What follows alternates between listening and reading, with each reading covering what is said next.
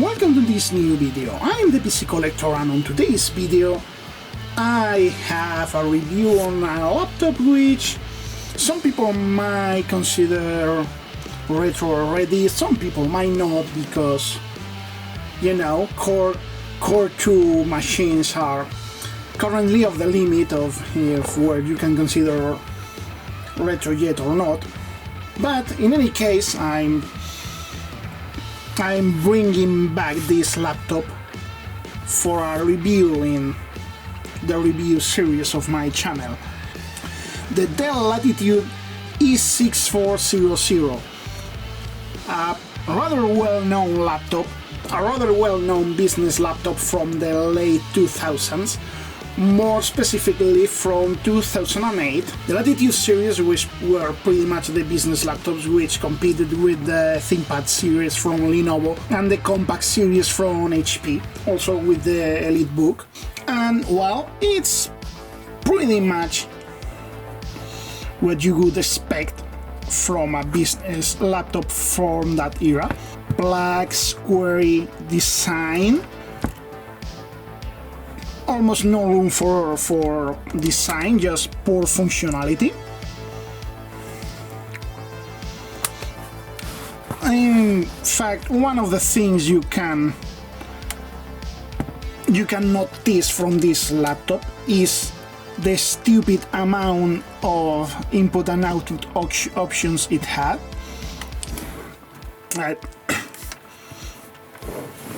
Plenty of USB, VGA, DisplayPort, Ethernet, modem, more USBs, fireware, PCMCIA, SD card here, another card reader here which I don't know what it is for. I think it's some kind of security card reader, but I honestly don't know what even is. Pretty much everything you could need to connect this machine with, you have it. It even has, as you can see there, a connector for a dock, which was still common in business laptops. If you have ever had a Dell laptop, you'll be aware that this series of business laptops are built to be very easy to service and very repairable. It uses all standard components. You can buy them in any store and they won't have any kind of trouble to serve you spares for one of those. Well, probably not anymore, because it's an 18 years old laptop. And also, this specific series have a trait that I pretty much like a lot, and that trait is how stupidly easy it is to access the service area. And you only have to take out this screw here,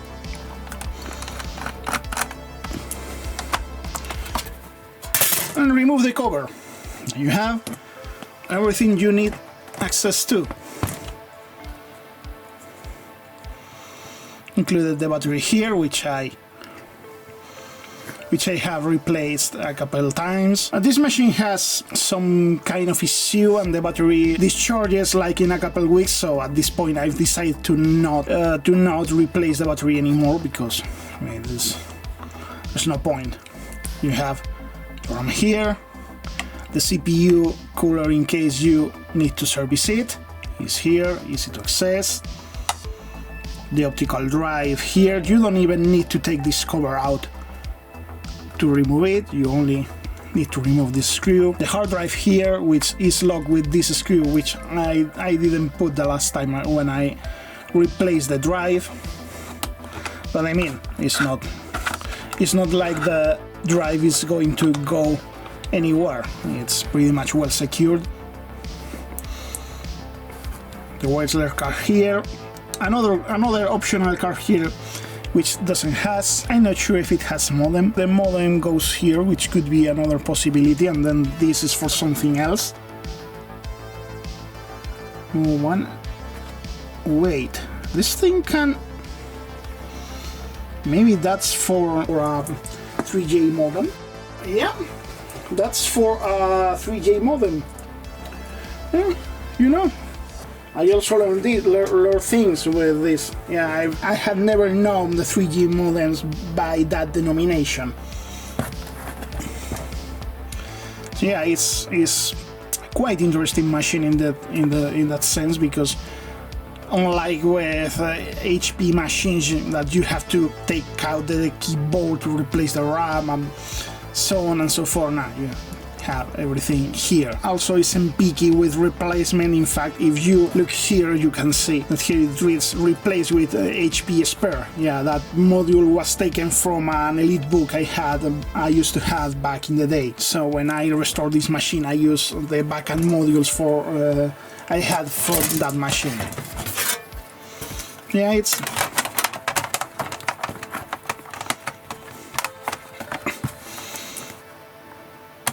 very interesting to have machines easy to repair and service.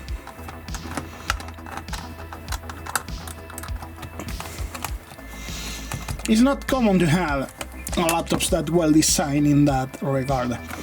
Other than that, is a pretty much conventional machine.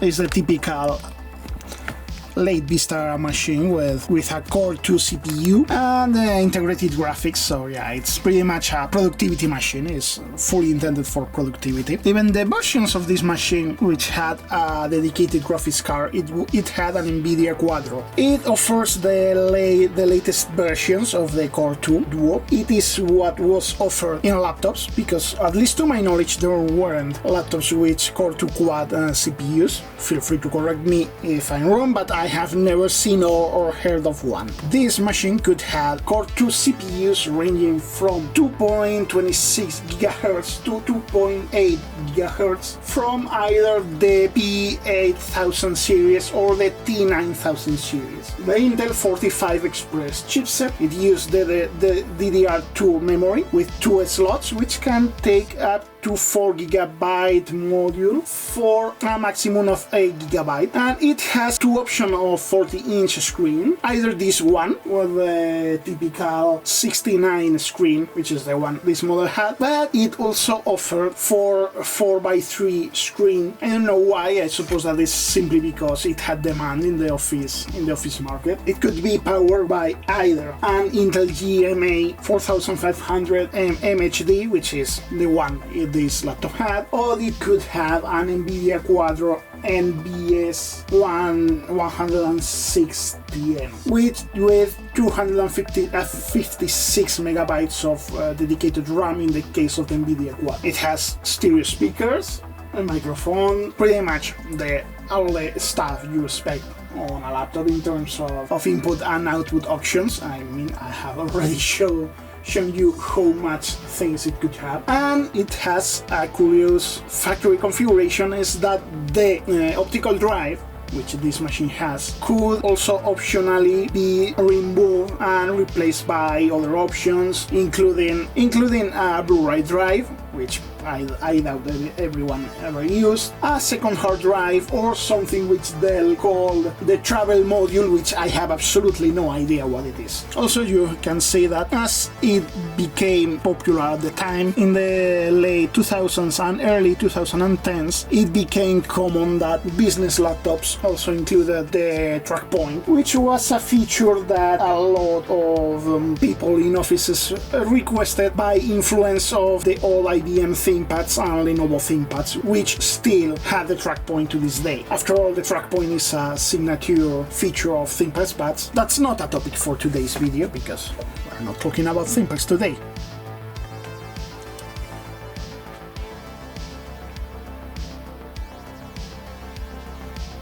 Great, and we have Kubuntu and we have Windows 7 here, but not only that, because you can also run Windows XP on this machine. Yes, I have it tweaked so it looks like Whistler is. It doesn't matter, it's Windows XP.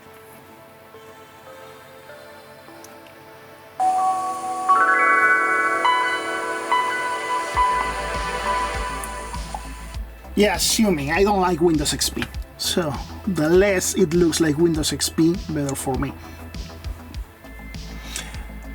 This machine has official drivers for Windows XP because, you know, it was Vista era. All business laptops of the Vista era had XP downgrade options. So you have native drivers for XP.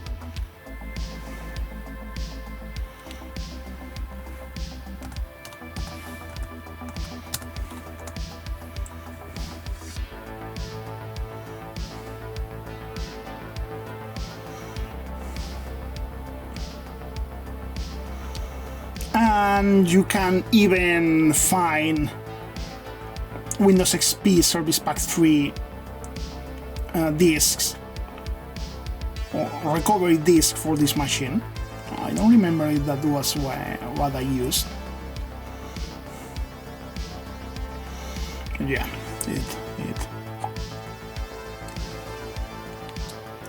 it works with XP. It also works with Windows 7, of course with Windows Vista.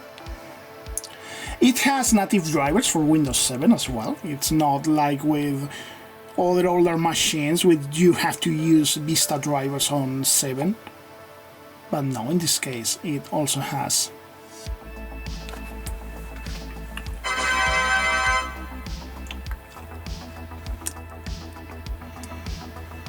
Windows Vista drivers.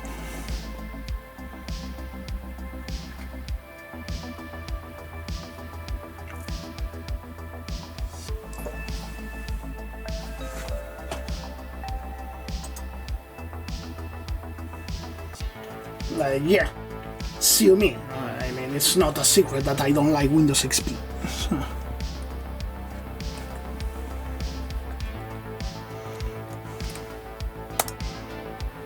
Now, you can see it also runs in Windows XP, Windows 7.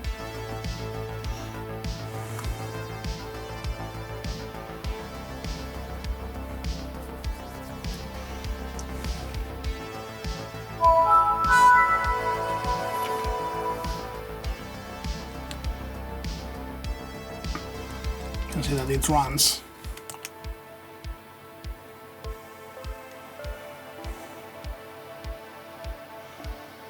pretty nicely.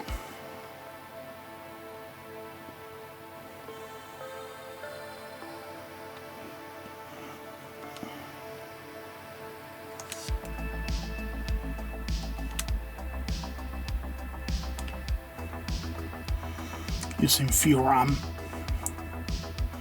Well, and since I've mentioned it, you'll probably be interested in knowing how well will this machine work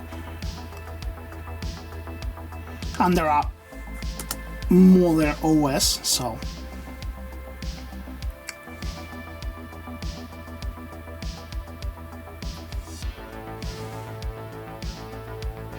this machine back in the day used to have a Windows 10 and Linux dual boot because I use it as one of my spare computers, and I wanted to have a bit of both to use depending on what I need. But when Windows 10, yeah, it wasn't working anymore on here.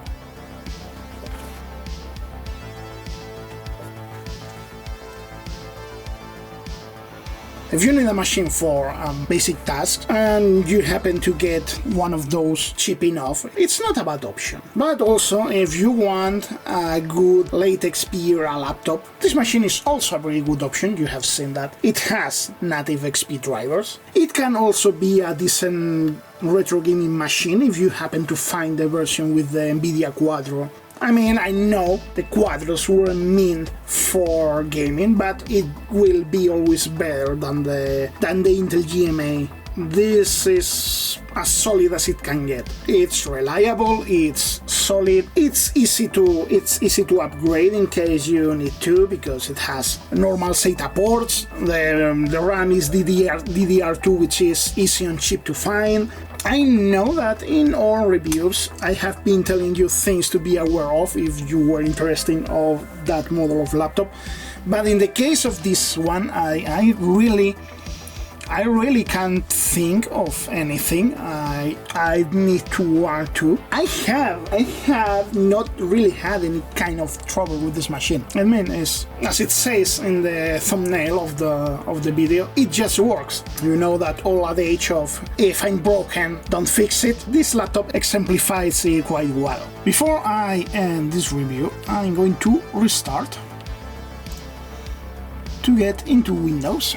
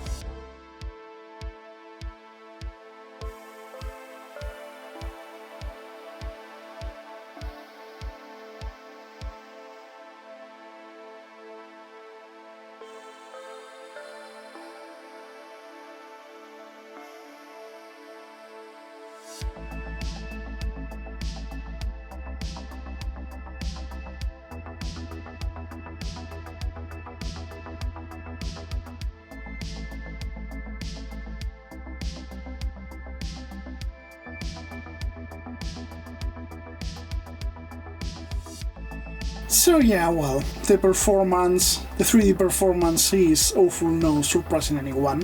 It matches pretty much what I said about this machine, but all in all, I stand. This machine is very nice. If you're looking for a retro machine from the late 2000s, this machine is for you. If you are looking for an ultra low budget laptop, this machine might be for you. And yeah, I don't really have anything bad I can say about this machine, because it just works. It has cheap and easy to find spares in case you need them. Unlike other machines I've reviewed before, there's nothing bad I can really say of this machine. It's a very well-rounded machine for its time, and it's still a somehow usable machine. So well, I hope that you have liked this and you have found this review useful, and I hope to see you on the next one.